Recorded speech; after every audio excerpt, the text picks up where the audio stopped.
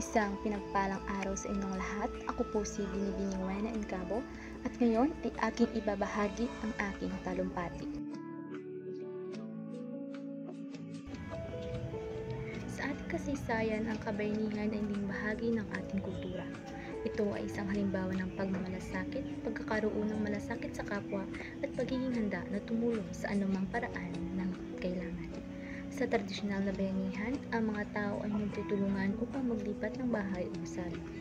Sa pamamagitan ng pagsama-sama ng mga kamay at pagsalo-salo ng mga timbang, nagawa nilang mapadali ang proseso ng paglilipat.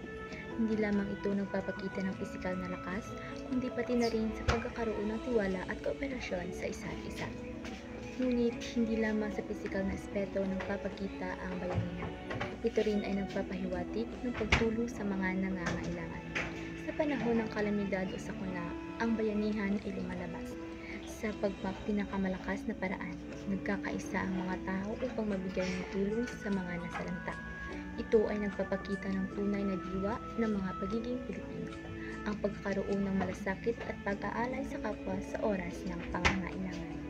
Sa panahon ngayon, kahit na may mga pagbabago sa ating pamumuhay at kultura, hindi dapat nating kalimutan ang halaga ng bayanihan.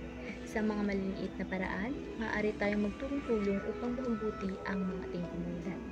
Maaari ito sa pamamagitan ng bigay ng oras at lakas sa mga outreach program, pagtulong sa mga proyekto ng paaralan, at kahit sa simpleng pagtapon ng basura sa tamang lugar. Ang bawat maliit na gawa ng kabutihan ay may malaking epekto sa ating lipunan. Sa bayanihan, hindi lamang ang ating matatanda ang dapat maging magtanghal bilang mga bayani. Maging ang mga kabataan ay may malaking papel na ginagampanan sa pamamagitan ng pag-aaral na mabuti at pagiging responsable sa ating mga gawain. Tayo rin ay magiging bahagi ng bayanihan. Sa pamamagitan ng pag-unlad ng ating mga talento at kakayahan, maaari tayong maging inspirasyon at tulay ng pagbabago. Sa huli, ang bayanihan ay hindi lamang isang salita o konsepto.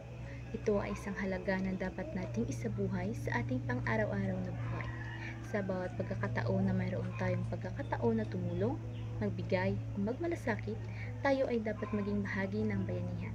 Ito ang tunay na diwa ng pagiging isang bayani. Maraming salamat po sa inyong pakikinig.